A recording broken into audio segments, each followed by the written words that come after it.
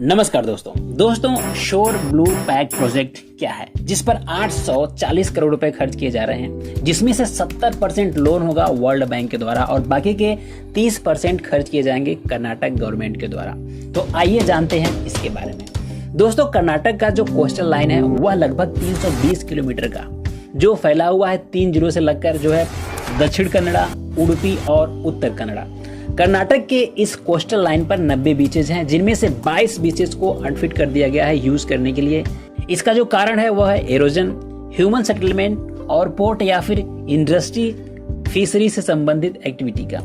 दोस्तों, जो कर्नाटक के कोस्टल लाइन है यहाँ पर ट्रॉपिकल ह्यूमिड क्लाइमेट होता है, जो समर के समय काफी गर्म होता है और मानसून के समय में हैवी रेनफॉल होता है। यहाँ की एवरेज एनुअल मैक्सिमम टेम्परेचर की बात करें तो 30.9 डिग्री सेंटीग्रेड और मिनिमम टेम्परेचर की बात करें तो 23.7 डिग्री सेल्सियस होता है। और यहाँ का जो एनुअल रेनफॉल होता है वो 3900 mm के आसपास होता है। और कर्नाटक से बहते हुए 14 नदियों का पानी समुद्र में जाता है। तो दोस्तों, ये कर्नाटक के बीचेस से संबंधित कुछ महत्वपूर्ण इंफॉर्मेशन थी।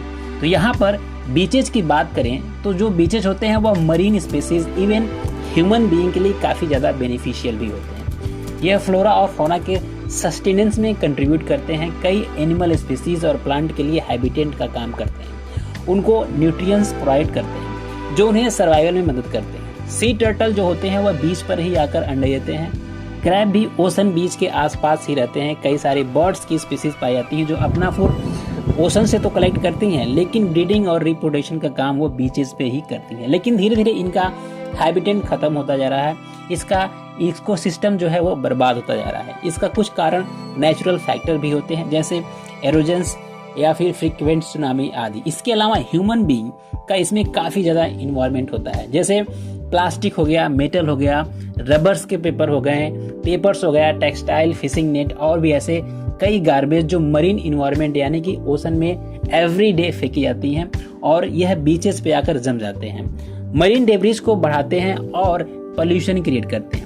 यह डेब्रिज बीचेस और वहां पर रहने वाले स्पीसीज को नुकसान पहुंचाते हैं। इसके अलावा यहाँ पर जो टूरिस्ट आते हैं उनके लिए भी अनसेफ होता है यहाँ पे टूर करने के लिए।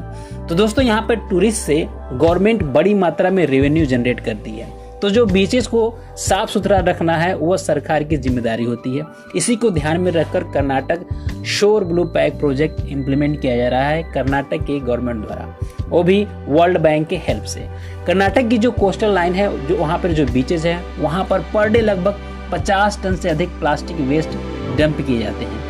इसी प्लास्टिक वेस्ट को रिड्यूस करने और इसके नेगेटिव इम्पैक्ट को कम करने के लिए कर्नाटक गवर्नमेंट इंप्लीमेंट करने जा रहा है कर्नाटक शोर blue pack project with the help of world bank. इस प्रोजेक्ट को इंप्लीमेंट करने के लिए 840 करोड़ रुपए खर्च किए जाएंगे, जिसमें से 70% यानी कि 588 करोड़ रुपए world bank as a loan provide करेगा और बाकी के 30% यानी कि 252 करोड़ रुपए कर्नाटक स्टेट गवर्नमेंट खर्च करेगी। इससे बीचेस पर प्लास्टिक वेस्ट को मैनेज किया जाएगा और वहां पर हो रहे इकोसिस्टम के ऊपर इम्पैक्ट को कम किया जाएगा।